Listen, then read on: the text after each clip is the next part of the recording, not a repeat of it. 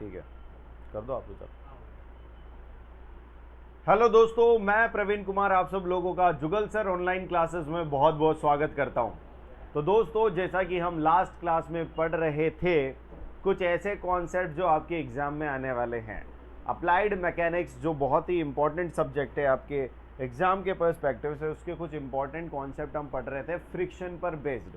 तो फ्रिक्शन के बारे में हमने बात तो कर ली थी कि फ्रिक्शन क्या होता है, फ्रिक्शन कैसे काम करता है। हमने डिस्कस किया था कि जिस भी दिशा में आप किसी भी वस्तु को गति देना चाहेंगे, फ्रिक्शन आपके उस दिशा में देने वाली गति का विरोध करेगा। यानी कि जिस दिशा में आप बल लगाएंगे, उस दिशा के विपरीत दिशा में फ्रिक्शन लगेगा, घर्षण बल लगेगा, गति का विरोध होता है। ठीक है, उसके बाद अपन ने बात करी थी यहाँ पर एंगल ऑफ रिपोज यानी विश्रांति कोण, घर्षण कोण, इन सब विषय में अपन ने चर्चा कर ली थी। इनके फॉर्मूलेज अपन ने पढ़ लिए थे, इन पर कुछ क्वेश्चन भी कर लिए थे। तो अब हम यहाँ पर एक और छोटा सा क्वेश्चन, छोटा तो नहीं है, बहुत ही अच्छा कॉन्सेप्चुअल क्वेश्चन है, जो आपका किसी भी स्टेट जेई और एई में आ सकता है। स्टेट जेई और इवन एई में भी आ सकता है, यानी जयन और अयन, ठीक है ना, असिस्टेंट इंजीनियर और जूनियर इंजीनियर किसी में भी आ सकता है। और ये एसएससी जेई सीबीटी 2 में आया हुआ है, एसएससी जेई सीबीटी 2 में आया हुआ है कन्वेंशनल पेपर में। ठीक है, क्वेश्चन क्या है, यहां पर मैं एक सिस्टम बनाता हूं।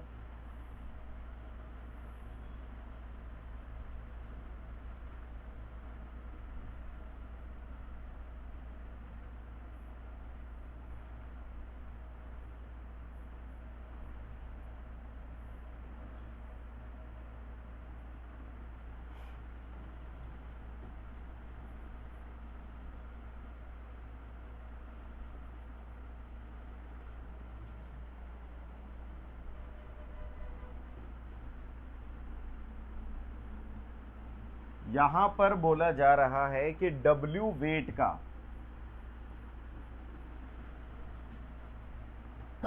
सॉरी W वेट के दो ब्लॉक इस प्रकार से रखे हुए हैं और सतहों के साथ इनका जो घर्षण गुणांक है वो है म्यू। दोनों ब्लॉक के लिए घर्षण गुणांक क्या है, म्यू है। तो आपसे कुछ पूछा है, उसके बारे में अपन बात करते हैं। What should be the value of theta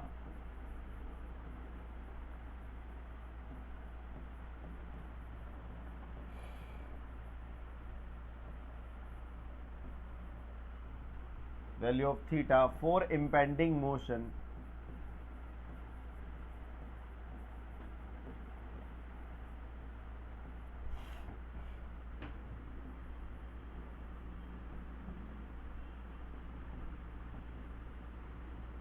if the friction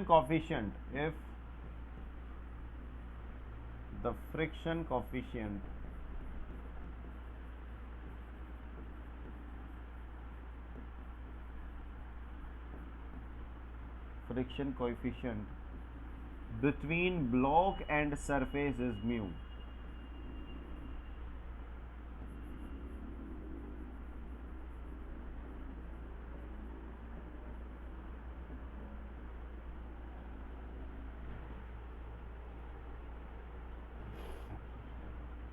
ठीक है, बहुत ही सिंपल सा क्वेश्चन है, बहुत ही प्यारा क्वेश्चन है। बस आप सब लोगों को आंसर करना है इस प्रश्न को। कैसे आंसर करेंगे, क्या करेंगे, ये आपको ध्यान रखना है। इसमें देखो, इसमें सबसे अच्छी बात ये है कि यहाँ पर दो ऑब्जेक्ट दे रखे हैं, दो ऑब्जेक्ट दे रखे हैं। अब ये देखना है कि इस पर क्या इधर कोई बल लग रहा है, नहीं, तो इधर इस पर बल लग रहा होगा T।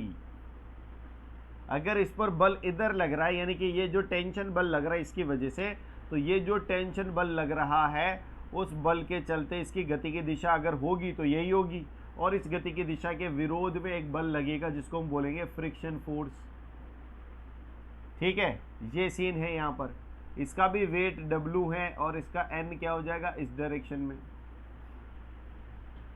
तो मैं अगर free body diagram for this one, अगर मैं यहाँ पर डायग्राम 1 के लिए यानी 1 वाले ऑब्जेक्ट के लिए बनाऊं तो कैसे बनाऊंगा मैं बता देता हूं। Free body diagram for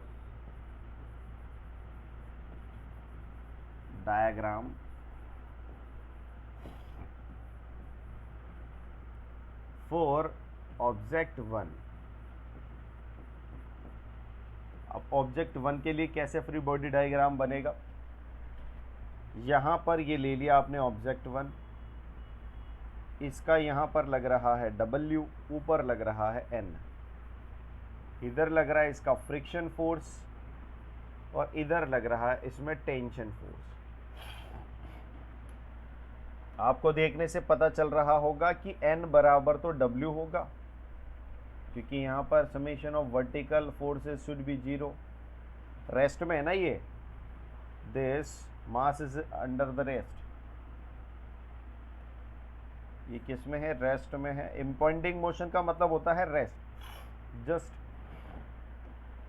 motion start हो सकती है, यानी मैक्सिमम फोर्सेस को बैलेंस किया जा रहा है। तो ये हो गया। जैसे हम EH को बराबर करेंगे 0 करेंगे तो हमारे पास हो जाएगा क्या, FF is equal to tension. अब हमें पता है FF तो पता होता है म्यू इंटू एन होता है, और ये म्यू इंटू एन की जगह म्यू इंटू डब्ल्यू लिख सकता हूं मैं।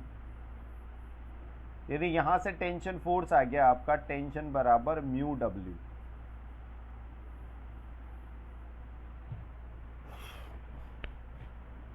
अच्छा, इसमें क्या हो रहा होगा, ये ऑब्जेक्ट इसको इधर खींच रहा होगा, यानी नंबर 2 वाला ऑब्जेक्ट 1 को इधर खींच रहा होगा, और नंबर 1 वाला ऑब्जेक्ट 2 को इधर खींच रहा होगा, रोक रहा होगा ना इधर कि नहीं तुम मेरे पास ही रहो।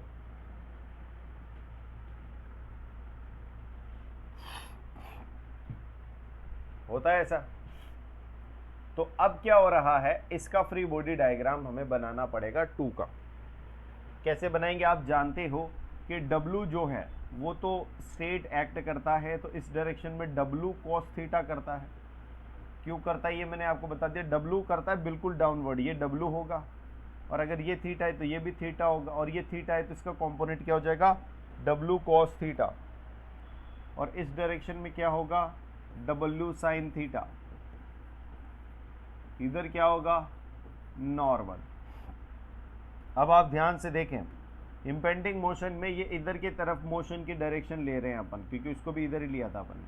तो मोशन की डायरेक्शन अगर इस डायरेक्शन में है तो फोर्स किधर लगेगा, फ्रिक्शन फोर्स इस डायरेक्शन। ठीक है, यानी इस डब्बे का अगर मैं यहाँ पर फ्री बॉडी डायग्राम बनाऊं तो इस डब्बे का फ्री बॉडी डायग्राम है W का, इधर तो लग रहा है आपका W cos थीटा, और ऐसे लग रहा है इसका N, और इधर लग रहा है इसका T, और एक और लग रहा है F। ठीक है ना, और इधर लग रहा है इसका W sin थीटा, ये है। अब इसमें भी मैं यहां पर पहले वर्टिकल कंपोनेंट्स को 0 करता हूं, तो N बराबर क्या आ गया, N बराबर आया W cos थीटा। फिर मैं हॉरिजॉन्टल कंपोनेंट्स को बराबर करता हूं, तो ये दोनों एक डायरेक्शन में है, तो यानी T प्लस FF बराबर W sin थीटा, यही होगा। तो इधर वाले दोनों बराबर मिलकर इसके बराबर होंगे तभी है बैलेंस्ड। तो हमें तो ये पता है, क्या पता है, यहां से हमें T का वैल्यू रखना है। तो भाई यहाँ पर T का वैल्यू रखो, T की वैल्यू क्या आ रही थी हमारे पास पहले, म्यू W। अच्छा, ये F की वैल्यू क्या आ जाएगी, FF की, यहाँ पर भी म्यू इंटू एन आता है, बराबर W sin थीटा। ये म्यू W, और यहाँ पर म्यू एन की जगह क्या रखोगे, W cos थीटा, बराबर W sin थीटा। अब आप समझ चुके होंगे कि यहाँ पर W तीनों जगह है, तो ये हट जाएगा, इधर से कॉमन लगे W बाहर, उधर बाहर का बाहर से कट जाएगा। तो आपके पास बचेगा क्या, आपके पास बचेगा mu plus mu cos theta बराबर sin थीटा।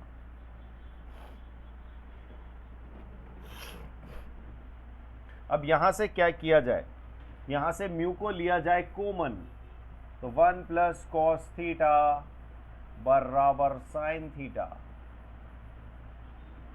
ये हो जाएगा सी। 1 प्लस कॉस थीटा बराबर साइन थीटा हो जाएगा। अब आप यहां से ध्यान रखें, साइन 2 थीटा का फॉर्मूला होता है 2 sine theta by 2, sorry theta cos theta, ये होता है, ठीक है। और ऐसे ही 1 प्लस कॉस थीटा का फॉर्मूला होता है 2 कॉस स्क्वायर थीटा बाई 2, ठीक है। तो ये आपको याद रखने हैं, यहां पर रखोगे आप। अब यहां पर साइन 2 थीटा करने के लिए इसको मैं 2 इंटू थीटा बाई 2 कर दूं, इसको ऐसे भी तो लिख सकता हूं, साइन 2 इंटू थीटा बाई 2, बात तो यही है। अब 2 इंटू थीटा बाई 2 की जगह क्या लिख सकते हो, म्यू बराबर यहां पर 2 sine theta by 2 cos theta by 2 divided by 1 plus cos theta क्या लिखोगे, 2 कॉस स्क्वायर थीटा बाई 2। अब होगी काटा पीटी, 2 से 2 कट जाएगा, ठीक है। कॉस स्क्वायर थीटा से एक कॉस थीटा कट जाएगा, तो बचेगा क्या, sine theta by 2 divided by cos theta by 2। अब ये क्या है, ये है टेन थीटा बाई 2, सिंपल सी बात है, कोई इसमें तकलीफ वाली बात है ही नहीं। तो म्यू बराबर आ जाएगा हमारा टेन थीटा बाई 2, और यहां पर आ जाएगा थीटा बाई 2 बराबर, ये टेन इधर आएगा तो इनवर्स में हो जाएगा, तो टेन इनवर्स म्यू, और थीटा बराबर 2 इंटू टेन इनवर्स म्यू। यानी इस केस में एंगल, जो एंगल चाहिए आपको इम्पेंडिंग मोशन के लिए, वो होगा 2 गुणा टेन इनवर्स ऑफ म्यू, यानी कि जो फ्रिक्शन कॉफिशिएंट है, जो घर्षण गुणांक है, उसका टेन इनवर्स के बराबर। बहुत ही सिंपल सा क्वेश्चन था, कोई ऐसी काफी रॉकेट साइंस नहीं थी। ऐसे क्वेश्चंस आते हैं एग्जाम में, बट कन्वेंशनल पेपर में आते हैं ज़्यादा, जो ऑब्जेक्टिव होते हैं ना आपका, उसमें कम आते हैं। अब अपन एक नया कॉन्सेप्ट पढ़ते हैं। आपने मोशन तो पढ़ ही लिया है, डिस्टेंस डिस्प्लेसमेंट पढ़ लिया है, एक और चीज को मैं डिफाइन करूंगा यहाँ पर, वर्क। वर्क को बोलते हैं हम कार्य। लेकिन साइंस और टेक्नोलॉजी ये कह रही है, मतलब हमारी साइंस, सिर्फ हमारी साइंस और हमारी टेक्नोलॉजी ये कह रही है कि वर्क का मतलब है कि आप अगर किसी ऑब्जेक्ट पर फोर्स लगाते हो, जैसे मान लो आपने एक ऑब्जेक्ट रखा है, इस ऑब्जेक्ट पर यहाँ पर फोर्स लगाया, और इस फोर्स के चलते इस ऑब्जेक्ट में कुछ विस्थापन आया। विस्थापन का मतलब समझते हो, विस्थापन का मतलब है कि एक स्थान से दूसरे स्थान पर गया, जैसे ये यहाँ पर इस बल के चलते यहाँ से यहाँ पहुँच गया। इसका मतलब इसकी जो यहाँ पर पोजीशन थी और यहाँ पर पोजीशन है, ये बदल गई है, इसको बोलूँगा मैं विस्थापन।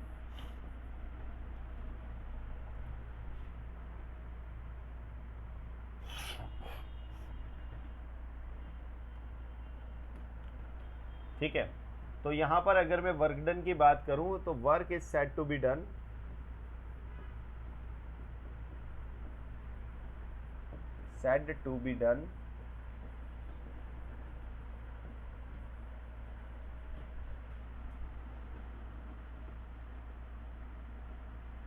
when applied force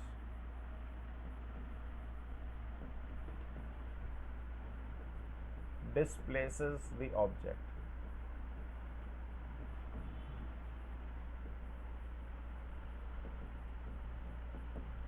यानी कि जो लगाया गया बल है, आरोपित बल है, वो किसी वस्तु को डिस्प्लेस करे, एक स्थान से दूसरे स्थान पर ले जाए।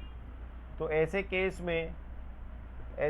में वर्क डन क्या होता है, वर्क डन बराबर होता है F इंटू डी एस, यानी कि बल गुणा क्या हो जाएगा, कार्य, बल गुणा दूरी, दूरी बोले तो विस्थापन, यहां पर दूरी का मतलब है विस्थापन, ठीक है ना।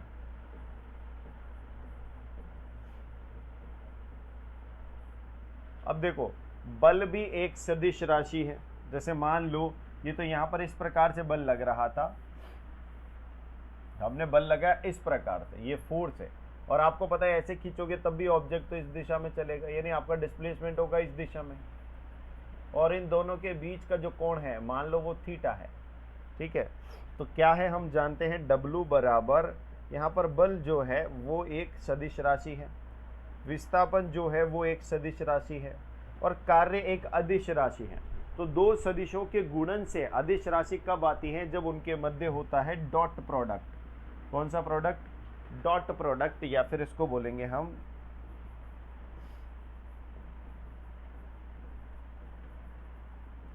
या फिर स्केलर प्रोडक्ट, अदिश गुणन। हिंदी में क्या बोलेंगे इसको, अदिश गुणन, यानी ऐसा गुणन जिसका उत्पाद अदिश राशि मिलती हो। एक सदिश गुणन भी होता है जिसमें गुणा करने पर सदिश से गुणा करेंगे तो सदिश ही मिलेगा। इसका क्या रूल होता है, इसका होता है कि जब इनके ऐसे दो वेक्टर्स को डॉट प्रोडक्ट करोगे तो इनके जो परिमाण होंगे उन परिमाण का गुणा गुणा इनके बीच जो एंगल है थीटा, उसका कॉस, ये हो जाएगा। तो आपका वर्क डन क्या हो जाएगा, अब ये हो जाएगा, ठीक है। मैं आपको बता देता हूं, जब भी आप डॉट प्रोडक्ट करो तो जैसे ए वेक्टर है और डॉट बी वेक्टर हैं, तो नया आएगा आपके पास सी, क्या आएगा, सी, और उस सी का मान क्या होगा, वो बिना वेक्टर वाला होगा सी, उसका मान होगा ए बी कॉस थीटा, और थीटा क्या होगा, ए और बी के बीच का कोण।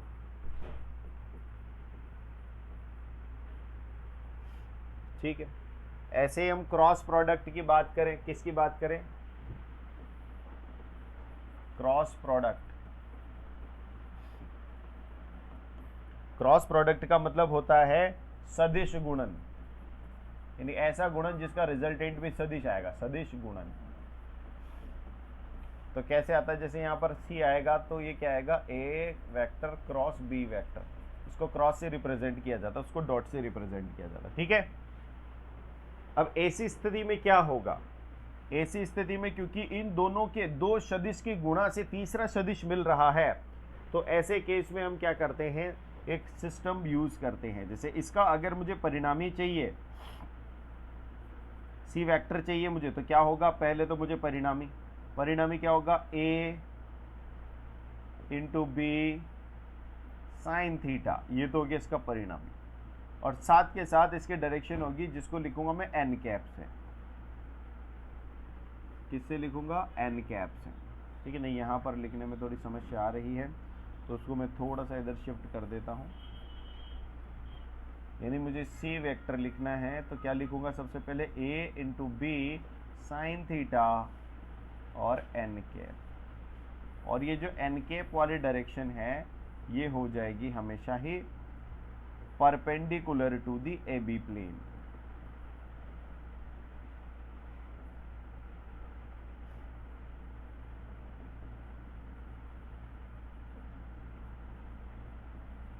यानी कि ए बी प्लेन जो होगा उसके परपेंडिकुलर। जैसे मान लो दो सदिश है, एक सदिश इधर है, एक सदिश, जैसे मान लो ये दो सदिश है, एक सदिश इधर है, एक सदिश इधर से, तो इन दोनों से बनने वाला प्लेन ये हो जाएगा, हो गया ना। तो अब ये जो वेक्टर आएगा इन दोनों के सदिश गुणन से, ये आएगा इन दोनों के परपेंडिकुलर, यानी ये जो प्लेन है इस प्लेन के परपेंडिकुलर ऊपर की तरफ, तो ये हो जाएगी डायरेक्शन, ये तो हो जाएगा वेक्टर की प्लेन, और ये प्लेन के परपेंडिकुलर हो जाएगा आपका इनका रिजल्ट। बट हमारे पर्सपेक्टिव से हमें सिर्फ इतना ही यहाँ पर जानना है, जो इस पर आगे और भी अगर हम प्रश्न करें तो क्या होता है। जैसे एक छोटा सा प्रश्न मैं आप लोगों को देता हूं कि एक ऑब्जेक्ट पर, क्वेश्चन ये है, एक ऑब्जेक्ट है, उस m द्रव्यमान के एक ऑब्जेक्ट पर इस प्रकार से एक बल लग रहा है जिसका मान है 10 न्यूटन का, और इस 10 न्यूटन के बल के चलते उसका इस दिशा में, किस दिशा में, इस दिशा में 2 मीटर का डिस्प्लेसमेंट होता है।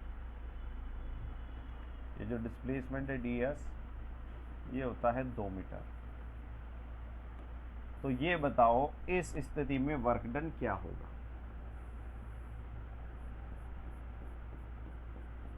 आपसे पूछा है वर्क डन क्या होगा। बहुत ही सिंपल है इसको सॉल्व करना। जैसा अभी हमने पढ़ा है, बहुत ही सिंपल सा कॉन्सेप्ट है इसका।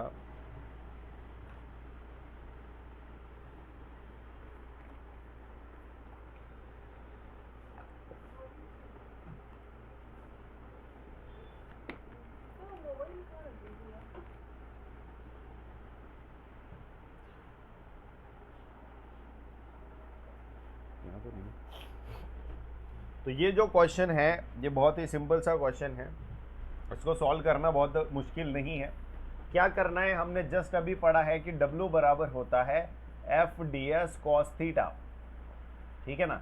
यहाँ से आपको F का वैल्यू मिल रहा है, F आपके पास 10 न्यूटन है, ds आपके पास 2 मीटर है, और थीटा आपके पास नहीं दिया। अच्छा, थीटा नहीं लिखा था क्या मैंने, थीटा है आपका यहाँ पर मान लो 60 डिग्री।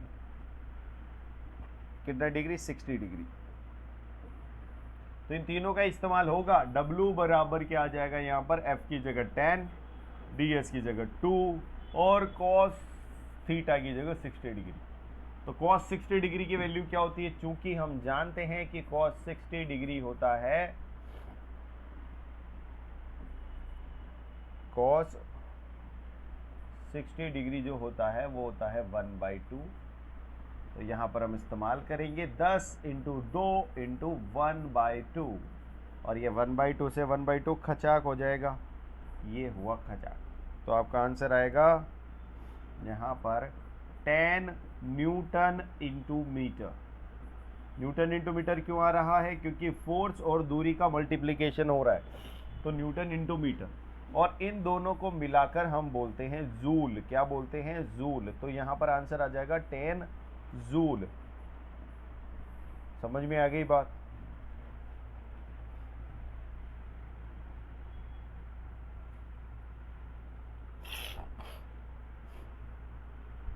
क्या आंसर होगा इसका, 10 जूल इसका आंसर होगा। बहुत ही सिंपल सा क्वेश्चन है। एक और क्वेश्चन दिया जाए।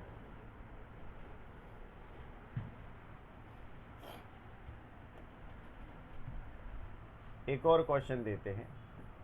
क्वेश्चन है आप लोगों के पास, इसी प्रकार एक आनत तल है, सॉरी एक क्षैतिज तल है, उस पर एक ऑब्जेक्ट रखा हुआ है। उस ऑब्जेक्ट पर एक बल लग रहा है इस दिशा में 10⁻³ न्यूटन का, और इस दिशा में उसका डिस्प्लेसमेंट है 12 सेंटीमीटर, यही है। और यहाँ पर दिया गया है थीटा, आपसे पूछा है। W आपको दिया हुआ है कि टोटल W कितना है, 60 जूल। तो थीटा ज्ञात करो। सॉल्व करो इसे।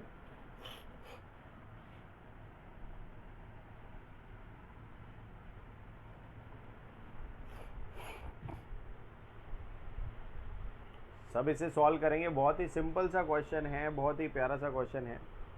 एक और क्वेश्चन मैं यहाँ लिख देता हूँ।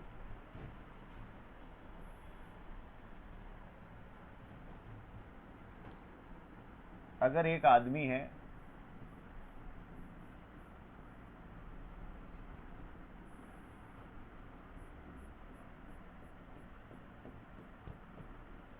जिसकी लंबाई 1.5 मीटर है, आदमी की लंबाई है 1.5 मीटर, 1.5 मीटर का आदमी है, ठीक है। वो एक m द्रव्यमान के ऑब्जेक्ट को, जिसका द्रव्यमान कितना है, 15 kg, ये m द्रव्यमान का एक ऑब्जेक्ट है जिसका द्रव्यमान है 15 kg, ठीक है जी, आपको लेना है यहाँ पर 10 मीटर पर सेकेंड स्क्वायर। ऐसे ऑब्जेक्ट को यहाँ से धरातल से उठाकर अपने सिर पर रखेगा तो सिर पर रखने में वो कितना कार्य करेगा। कि एक ऑब्जेक्ट को, जैसे कूली होता है ना, वो सरफेस से उठाकर सिर पर रखता है, तो उसको सरफेस से उठाकर सिर पर रखने में उसने कितना कार्य किया, ये आपका एक और क्वेश्चन है।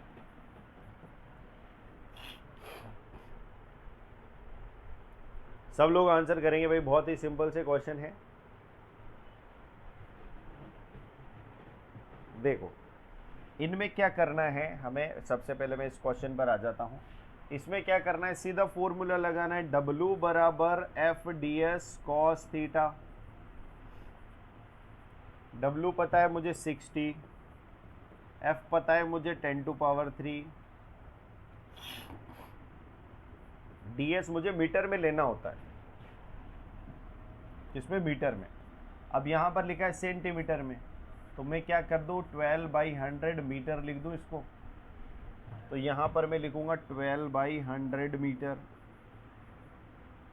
और ये हो जाएगा मेरा cos theta as it is. यहाँ से देखो 2 जीरो से इसकी पावर की 2 कट जाएंगी, तो ये बचेगा आपके पास 120, 12 × 10 120 cos theta is equal to 60।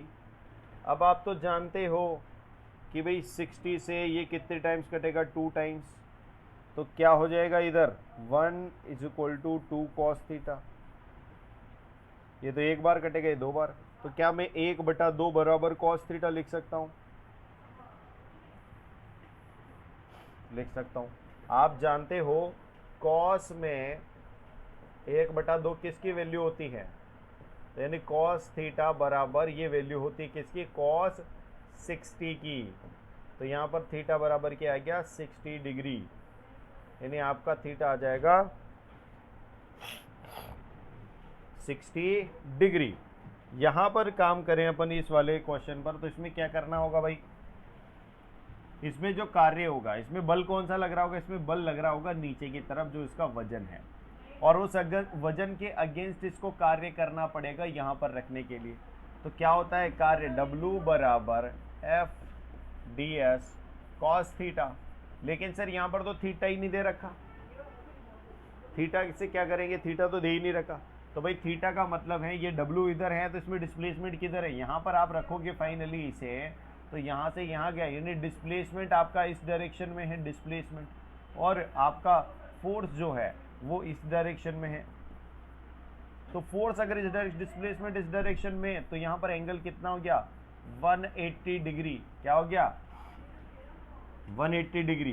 तो यहाँ पर आप बोलोगे W बराबर F की वैल्यू कितनी हो जाएगी, 15 × G में 10, ठीक है, और डिस्प्लेसमेंट है आपका 1.5, और cos 180 डिग्री की बात है।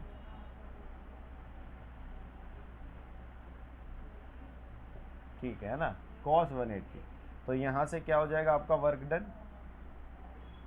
ये वाला W जो है ना, ये mg लिख दो इसको,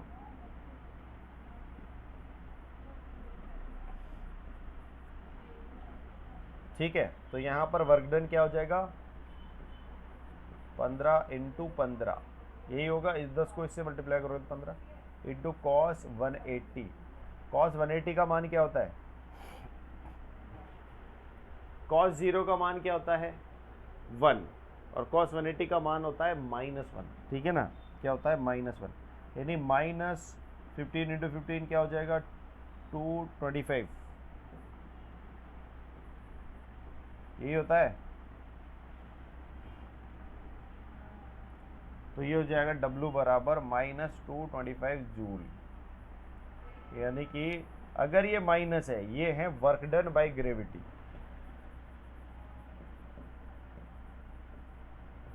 बाय ग्रेविटी।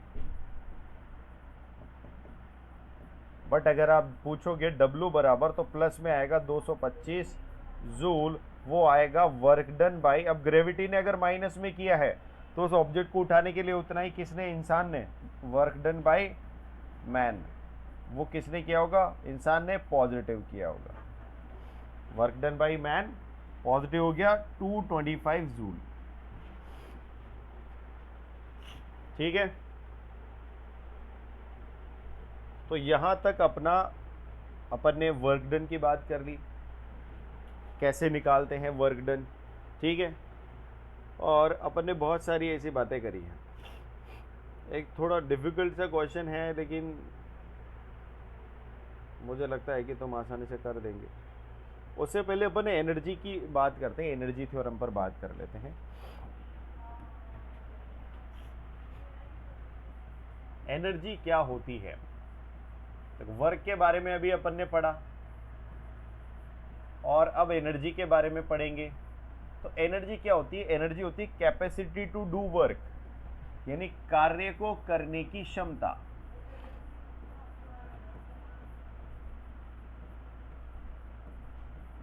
कैसे होती है कार्य करने की क्षमता? देखो भाई, आप लोगों के अंदर अगर एनर्जी है तो आप बोलोगे काम कर लोगे, लेकिन अगर आपके अंदर एनर्जी नहीं है तो आप काम नहीं कर पाओगे। आप बोलोगे मैं बिल्कुल थक चुका हूं, पूरी एनर्जी खत्म हो गई है, यही बोलते हैं। इसका मतलब जितनी एनर्जी उतना ही कार्य, यानी एनर्जी का मतलब है अधिक एनर्जी तो आप अधिक कार्य कर सकते हैं। कार्य करने की क्षमता ही एनर्जी है, यही बात है। अब इसमें क्या होता है, जैसे मान लो एक आपके पास कार है। अब ये कार है ना, इसका जो सेल्फ है ना वो खराब हो गया है, तो आपको इसको धक्के से स्टार्ट करना है।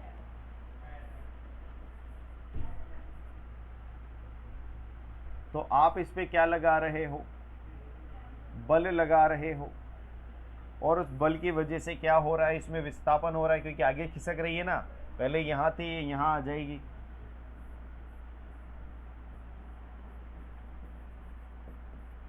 यहां पहुंच गई मान लो, यानी इसमें क्या हुआ है, विस्थापन। इसका मतलब ये है कि हम बल लगा रहे हैं, और हम जो बल लगा रहे हैं उसके वजह से यहाँ पर विस्थापन भी हो रहा है, यानी वस्तु विस्थापित हो रही है। तो ऐसे केस में कार्य तो हो रहा है, यानी मैं ये कार्य का तो बोल सकता हूँ, क्योंकि बल है और विस्थापन है तो कार्य इज डन। लेकिन ये कार्य आया कहाँ से? आपने देखा होगा कि आप जैसे धक्का लगाते हो, आप इसको वहां तक ले जाते हो, इतने में आप थक भी जाते हो। थक तो यानी आपके अंदर की ऊर्जा जो है वो निकल चुकी है, आपके अंदर की ऊर्जा खत्म हुई है। तो वो आपके अंदर की ऊर्जा किस में बदली है? कार्य में। यानी जितनी ऊर्जा ऊर्जा जो शरीर से निकली है, खत्म हुई है, उतना ही यहां पर कार्य होगा, उतना ही यहां पर कार्य होगा।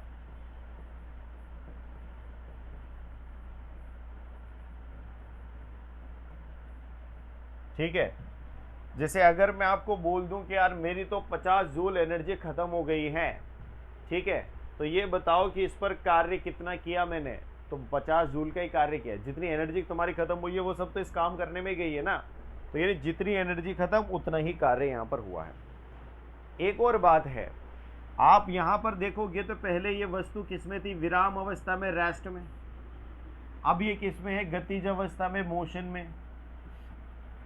इस वस्तु की तो ऊर्जा में भी तो चेंज हुआ है भाई। ये एक ही स्थान पर है, इसकी ऊंचाई नीचाई तो नहीं बढ़ी है, तो स्थितिज ऊर्जा तो सेम है। बट क्या ये गति करने लग गई? इसका मतलब इसके अंदर गतिज ऊर्जा आ गई है। तो इसके अंदर एक्स्ट्रा गतिज ऊर्जा आई कहां से? तो वो कहीं से भी नहीं आई।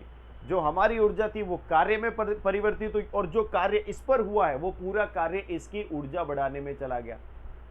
यानी 50 जूल ऊर्जा मेरी खत्म हुई इसको धक्का लगाने में, तो वो धक्का लगाने वाली ऊर्जा कार्य में रूपांतरित हुई, और कार्य ने क्या किया? इस वस्तु की, जिस पर हमने कार्य किया था, उस वस्तु की ऊर्जा बढ़ा दी। यानी 50 जूल हमारे अंदर से निकलकर किस में डाल दी? इस ऑब्जेक्ट में डाल दी। ठीक है ना। तो ये है कार्य ऊर्जा सिद्धांत, जिससे यहाँ पर इस प्रकार से ऊर्जा ट्रांसफर होती है। ठीक है, आप अगर यहाँ पर धक्का लगा रहे हैं तो आपकी ऊर्जा निकलेगी, इस ऑब्जेक्ट में जाएगी, यानी आपकी ऊर्जा तो होगी डाउन, आपकी एनर्जी तो होगी डाउन, और इसकी एनर्जी होगी अप। क्लियर है?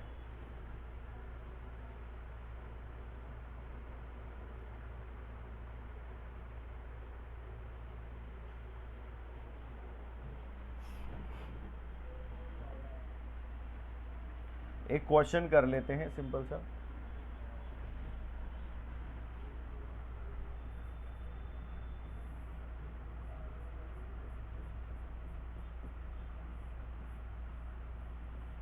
एक छोटी सी कार है, इस कार को बनवारी धक्का लगा रहा है, बनवारी इस कार को धक्का लगाएगा, ठीक है, और इस कार का द्रव्यमान है 500 किलो। छोटी तो नहीं है यार, 500 किलो की है, ठीक है। तो आपको क्या करना है, द वेलोसिटी ऑफ, क्वेश्चन लिखा है the velocity of car is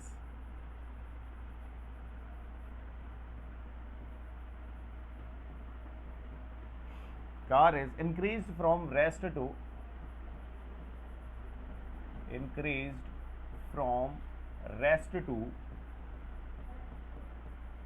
what 10 metre per second. यानी कि ये विराम अवस्था में पड़ी थी और विराम अवस्था में पड़ी रहने से इसको जैसे ही धक्का लगाया, इसकी स्पीड जो है, इसकी वेलोसिटी जो है वो 10 मीटर पर सेकेंड हो गई। फाइंड द वर्क डन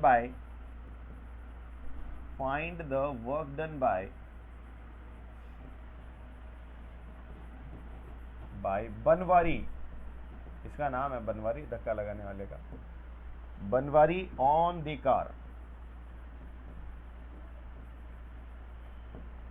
बहुत सिंपल सा है ना क्वेश्चन। लेकिन अब वर्क डन का क्या सिस्टम है, ये इसमें दिक्कत लग रही होगी कि यार इसमें तो स्पीड इंक्रीज हुई है, वर्क डन का कैसे पता चलेगा। तो मैंने अभी आपको बताया energy theorem, work energy theorem, यानी जितनी इसकी ऊर्जा में वृद्धि हुई है उतना ही किसी ने इस पर वर्क किया होगा, तभी जाकर इसकी ऊर्जा में वृद्धि हुई है। तो क्या मैं वर्क बराबर यानी कार्य बराबर या वर्क डन बराबर मैं ऐसा लिख सकता हूं, चेंज इन एनर्जी, ऊर्जा में वृद्धि, इंक्रीज इन एनर्जी वाली बात कर सकता हूं। देखो अब कैसे करना पड़ेगा, W बराबर होगा जो पहले इसकी एनर्जी थी, अब काइनेटिक एनर्जी का खेल है तो KE लिख लेता हूं, जो इसकी पहले काइनेटिक एनर्जी थी उसको अब वाली काइनेटिक एनर्जी में से माइनस कर दो तो मुझे पता चल जाएगा कि कितना चेंज आया है। यानी फाइनल में से इनिशियल को माइनस कर दूं तो यहाँ पर क्या होगा, हाफ काइनेटिक एनर्जी क्या होती है, हाफ mv² होती है, और ये फाइनल वाली वेलोसिटी होगी। ऐसे ही माइनस हाफ mv² और यहाँ पर v होगा इनिशियल वाला जो स्टार्टिंग में था। अब मैं आपको बता देता हूँ स्टार्टिंग में तो ये रेस्ट में थी और फाइनली ये 10 मीटर पर सेकंड से चल रहा है। मास इसका दे रखा है, द्रव्यमान आप लोगों को 500 किलोग्राम। तो यहाँ पर हम देखेंगे कि ये वाला इनिशियल वाला तो जीरो है, vi 0, तो जीरो को किसी से भी मल्टीप्लाई करो पूरा का पूरा सिस्टम क्या हो जाएगा, जीरो। तो आपके पास बचेगा सिर्फ हाफ mvf², जिसका वैल्यू आप यहाँ पर प्लेस कर सकते हो। m की वैल्यू क्या है 500, तो ये 500 लिख दी। vf की वैल्यू क्या है 10, तो 10 का स्क्वायर है ना इसका, ये 10 का स्क्वायर हो जाएगा। तो इसको सॉल्व करोगे तो हाफ इंटू 500 इंटू 10 का स्क्वायर 100। अब इसको इससे क्रॉस करोगे तुम तो क्या हो जाएगा, 2 से इसको काटोगे 250, ठीक है। तो क्या बचेगा 250 इंटू 100, इसको करोगे तो ये 25,000 आ जाएगा, यानी 25 किलो जूल वर्क डन इसमें किया है। यानी कार्य कितना हुआ है इसको धक्का लगाने में, 25 किलो जूल, जब जाकर ये रेस्ट से किस में आई है, 10 मीटर प्रति सेकेंड इसकी स्पीड हुई है, ठीक है। तो आज की कक्षा को अपन यहीं पर विराम देते हैं। ऐसे क्वेश्चंस आप प्रैक्टिस करते रहें और रिवाइज करते रहें। मिलते हैं अपन अगली क्लास में।